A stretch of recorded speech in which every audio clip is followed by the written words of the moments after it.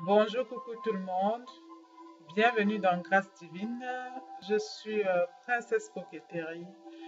Je viens aujourd'hui, comme d'habitude, vous proposer, partager avec vous un contenu toujours sur la vie de couple, les problématiques de couple. En Occident, nous constatons que beaucoup de couples, en fait, manquent de temps. Et cela est un frein pour l'épanouissement de couple. Vivre en couple, ce n'est pas toujours facile.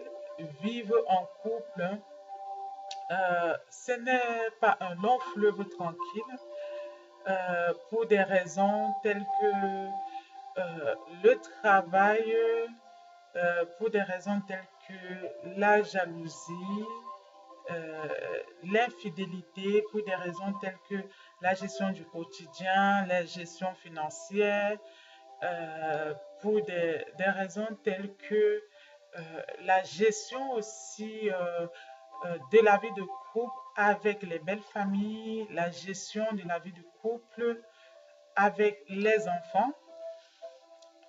Euh, Tout cela ne vient pas en fait faciliter la tâche au couple. Nous constatons que beaucoup de couples en fait ne prennent vraiment pas de plaisir à être à deux. Donc, ils ne prennent vraiment pas de plaisir à passer du temps ensemble.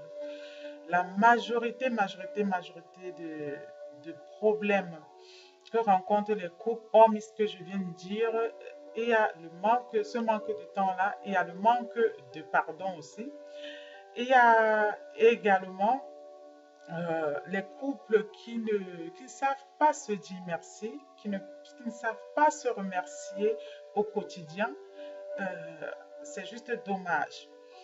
Il y a aussi quelque chose qui vient paralyser le couple, le manque de bénéfices de doute en fait dans la vie de couple.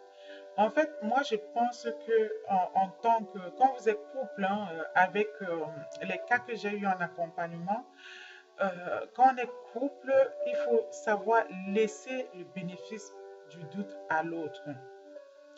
Il faut apprendre en fait à quitter le grand classique qui est toujours de dire je sais qu'il connaît tout, il n'acceptera pas ça, elle ne changera jamais, il ne va pas m'écouter, elle ne va pas m'écouter. Parfois, lorsqu'on rencontre des couples qui ont des difficultés, euh, on a l'impression de se retrouver comme, on va dire, au sein d'un tribunal. Alors que non, un couple en principe, c'est une équipe. Un couple en principe devrait être indivisible. Même lorsqu'un couple traverse des difficultés, il ne devrait pas en fait se positionner, l'un ne devrait pas combattre l'autre, ou l'un ne devrait pas se positionner comme si euh, le mari ou la femme est en dehors du couple. Donc, c'est ça en fait. Donc, nous devons vraiment faire attention, apprendre à laisser ce bénéfice du doute. Quelqu'un peut, et surtout ne pas enfermer son compagnon ou sa compagne, son épouse ou son époux, peu importe votre statut marital, hein, ou, voilà, vous mettez ce que vous voulez dessus selon votre situation. Il ne faut pas avoir tendance à enfermer l'autre en fait dans une prison imaginaire. Il faut permettre aussi à votre compagne de vie, votre compagnon, votre chéri, votre amoureux, votre époux, il faut lui permettre d'évoluer, d'évoluer en fait. Et il y a des couples, selon les cas que j'ai eu en accompagnement, qui ont déjà, dans le couple, il y a déjà une personne qui a catalogué l'autre et, et là, on a l'impression que cet homme-là ou cette femme-là a d'avance embrigadé en fait son compagnon de vie comme dans une prison euh, psychique. Donc d'avance, il sait ce que l'autre va dire ou elle sait ce que l'autre va dire. C'est une erreur parce que les gens peuvent changer, les gens peuvent faire même 30 années de vie ensemble, les gens peuvent faire une année, 2 années, 3 années, les habitudes peuvent changer, les caractères peuvent changer, les personnes aussi peuvent avoir de la maturité au fil des années, avoir plus de maturité en grandissant. En grandissant, il y a aussi les événements de la vie qui peuvent venir finalement transformer le caractère de l'un ou de l'autre. Donc, en tant qu'individu intrinsèque au sein d'un couple, on doit vraiment accorder la chance à l'autre. C'est même pas une chance, hein, on doit voir l'autre comme cet individu-là ou cette personne-là qui évolue aussi. On ne doit pas vivre en disant, oui, en cataloguant, parce qu'en cataloguant en fait son compagnon, sa compagne de vie, c'est enfermer l'autre, c'est l'embrigader, c'est l'empêcher d'être lui-même et de se révéler même en fait. C'est ça en fait. Euh, Tout à l'heure, j'ai parlé en fait du temps. Beaucoup de couples manquent de temps en Occident, du fait que oui, en Occident, la femme doit aller travailler, l'homme aussi doit aller travailler. Euh, du coup, par rapport au temps qu'on passe au travail, il n'y a pas assez de temps par rapport pour passer du temps ensemble. Mais et cela vient biaiser, cela vient en fait même briser certains couples. Et les couples se retrouvent à vivre comme si c'était des colocataires ou à vivre comme si finalement c'était des, c'était des amis et c'est juste dommage. Pour pallier à ça, pour pallier à ça, moi je vous propose quelques astuces en fait que nous avons pu expérimenter et mettre en place. Vous devez en fait dans chaque semaine choisir un jour pour passer ce jour-là juste à deux. Et quel qu'en soit ce qui arrive, quel qu'en soit en fait les programmes, les amis qui vont vous interpeller, quel qu'en soit vos programmes, que ce soit professionnel, familial, amical, vous devez vous imposer un jour en semaine. Un jour, quand ça s'appelle le dimanche, ça s'appelle le samedi, je ne sais pas, mais en tout cas, trouver un jour pour passer du temps loin des amis, loin de la famille, loin de tout, du travail, loin du train-train quotidien.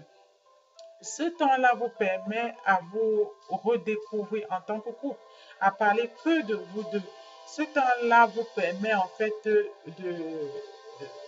de c'est-à-dire de faire vos petits plaisirs de couple à vous deux, de parler de vous en tant que couple, du quotidien en fait. Euh, vous devez aussi, ne serait-ce qu'une fois le trimestre, passer une semaine en tête à tête ensemble. Une fois le trimestre, passer une semaine en tête à tête ensemble. Quand je dis en tête à tête, ça veut dire les une semaine, c'est fait pour vous. Vous vous débrouillez. Si par exemple, vous vivez dans un pays où vos parents sont encore là, où il y a une tante, vraiment quelqu'un de très confiant, où vous pouvez leur confier les enfants, allez prendre du temps, changer d'air et passer du temps sans les enfants, sans la famille, sans le travail, sans qui que ce soit, juste tous les deux. Voilà. Je sais que ce n'est pas toujours facile parce qu'il y a aussi les problématiques de travail, des agendas en fait professionnels pour poser les vacances. Ce n'est pas toujours facile. Il faut coordonner pour que s'ajuster pour que cela réponde aussi aux besoins de votre employeur ou aux besoins des activités que vous faites au quotidien. Mais toujours, si vous voulez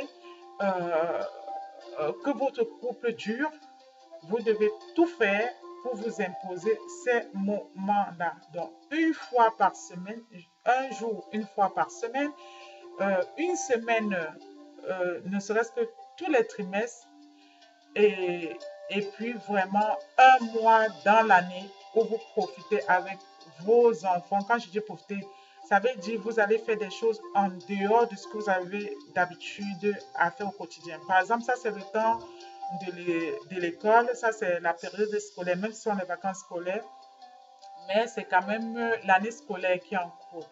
Quand un couple rentre le soir en Occident, tout de suite, il faut regarder les devoirs des enfants, prendre du temps avec eux pour demander comment la journée s'est passée, faire les devoirs, les laver, donner à manger et ensuite se laver. Tout le monde, après tout le monde n'a pas dormi, on attend le week-end pour jouer un peu, pour sortir, pour aller peut-être au restaurant s'il y a lieu, pour aller par exemple courir, jouer au ballon, faire des activités qu'on n'a pas le temps de faire en semaine.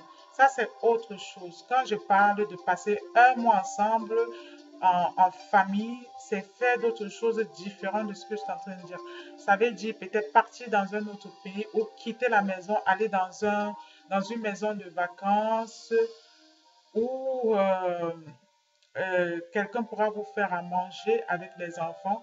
Donc, vous sortez juste pour jouer ensemble, pour aller vous baigner à la mer, pour faire ces choses à faire la piscine. Donc, passez vraiment du temps où personne ne court, où il n'y a pas de devoir, il n'y a pas d'exigence, où on ne parle pas que des programmes structurés comme on a l'habitude de faire lors des périodes scolaires et professionnelles. Donc, c'est de ça les questions. Il faut vraiment prendre ce temps-là. Beaucoup de couples aussi ne durent pas parce que quoi, il y a de nombreux couples qui ne prennent pas le temps au quotidien de se dire merci. Merci vraiment dans de toutes petites choses. Il faut vraiment apprendre à le faire. Merci vraiment parce que tu as été là pour moi. Merci parce que tu es passé au boulot aujourd'hui me récupérer. Merci aujourd'hui parce que tu as apprécié ce petit déjeuner-là que j'ai servi. Merci d'être à mes côtés. Merci pour ta présence dans ma vie tous les jours. Merci vraiment pour ce petit plat que tu as fait. Merci vraiment pour ce verre d'eau, pour ce café que tu m'as apporté. Il y a des couples à cause de la routine ne se disent plus des choses comme ça et c'est juste dommage. Parce qu'il faut savoir que ce petit merci-là, ça vient raviver, ça vient en fait rendre l'autre intéressant. Euh, L'autre se sent en fait comme considéré. L'autre ressent quand même que il y a quelqu'un à côté et qui le considère ou la considère. Vous devez apprendre à dire ces petites choses-là.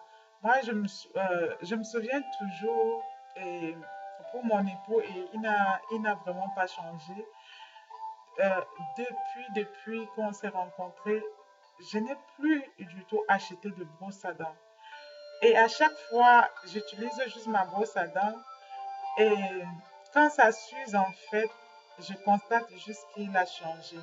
Ce sont des toutes petites choses qui ne demandent pas de l'argent, de l'or, ça ne demande pas d'être milliardaire, mais c'est quelque chose qui me ravit le cœur, qui me réchauffe. Et c'est quelque chose qui mérite aussi, qui reçoit à chaque fois que je vois toutes ces petites choses-là sur lesquelles il porte vraiment de l'attention pour mon bien-être au quotidien, de devoir lui dire merci pour ça.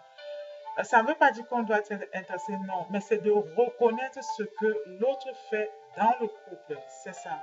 On doit vraiment apprendre à remercier la présence de l'autre dans notre vie, remercier en fait l'amour que l'autre nous apporte au quotidien, remercier l'autre pour, euh, euh, pour le fait que c'est un fort allié dans la vie, remercier l'autre parce que l'autre partage en fait nos souffrances. Il nous connaît en profondeur mieux que quiconque, mieux parfois que nos familles, les familles dans lesquelles on est quitté pour venir se mettre en couple ou pour finalement être en mariage. Parce que c'est avec l'autre qu'on dort. Quand je parle de l'autre, ça peut être la femme ou l'homme. C'est avec l'autre qu'on dort. Donc, si on a mal à la dent, c'est la première personne à ressentir en fait nos douleurs. À, quand je dis ressentir, hein, donc c'est à assister en fait en quelque sorte nos douleurs, à partager nos douleurs au quotidien. Et juste pour ça, on doit en tant que personne dans le groupe savoir dire merci. Voilà. Nous devons aussi, mais là je vais vraiment pas m'attarder sur le pardon parce que j'ai fait une vidéo sur comment présenter ses excuses au sein du couple. Donc vous pouvez aller regarder cette vidéo-là. Mais j'ai envie aussi de dire que pour que le couple dure, pour éviter toutes ces difficultés, pour éviter que la vie de couple soit centrée juste sur tout ce que j'ai énuméré en amont, on doit aussi apprendre à vivre en permanence dans le pardon. Moi, je l'avais déjà dit, on doit apprendre à adresser son pardon à l'autre au sein du couple. On doit s'ouvrir à l'autre. On doit s'ouvrir tout simplement parce que l'autre fait partie de nous, même si l'autre personne est libre. Dans le couple, en fait, on ne doit pas se sentir comme emprisonné, mais du fait que l'autre est notre compagnon ou notre compagne fait vraiment partie de nous.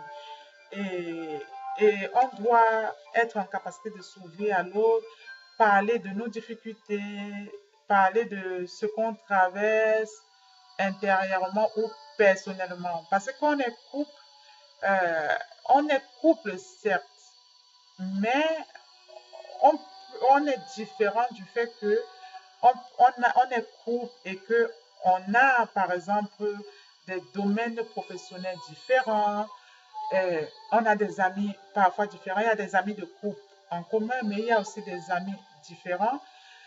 On a aussi plein de choses ou des activités qu'on ne fait pas ensemble en tant que couple. Il y a ce qu'on fait en tant que couple et il y a ce qu'on fait tout seul.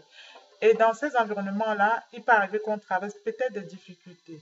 Ouvrir le cœur à l'autre, c'est de pouvoir aussi partager ces petits moments-là dans le couple en disant, voilà, ça ne veut pas dire qu'on doit ramener toutes les histoires pour biaiser le moment qu'on passe ensemble, non. Mais l'autre doit pouvoir, en fait, savoir quels sont nos challenges au quotidien. Qu'est-ce qu'on traverse, par exemple, sur le plan professionnel. Si l'autre ne sait pas que vous traversez des gros moments difficiles sur le plan professionnel, vous allez peut-être avoir des sauts d'humeur parce que vous n'avez pas pu mettre un mot dessus, vous n'avez pas pu verbaliser, mais l'autre ne va pas comprendre. L'autre ne va pas comprendre pourquoi vous avez des sauts d'humeur, c'est ça. Euh, donc, en gros, pour qu'un couple dure, nous devons faire vraiment porter un petit regard sur tout ce que je viens de dire. Donc, sur ce, je vais vraiment devoir vous laisser. J'espère que ce contenu vous a plu. Si ça vous a intéressé, n'hésitez pas en fait de vous abonner à la chaîne de l'Académie. Notre académie, Académie Grâce Divine, c'est une académie virtuelle. Nous assurons en fait l'accompagnement des couples en difficulté, des femmes qui sont en souffrance dans le mariage, en souffrance dans le concubinage. Nous accompagnons aussi des femmes qui sont en attente de grâce maritale. Donc, quand je dis des femmes en attente de grâce maritale, ce sont des femmes célibataires. C'est notre appel, c'est notre mission et c'est ça en fait le rôle de l'académie. Donc, vous souhaitez intégrer l'académie, il n'y a pas de problème. Voilà, vous cliquez, regardez les vidéos, il y aura certainement le numéro de téléphone de l'académie ou le lien en fait de l'académie. Donc, sur ce, je vous souhaite de passer vraiment de merveilleux moments en couple. Il n'y a rien de plus heureux qu'une vie de couple.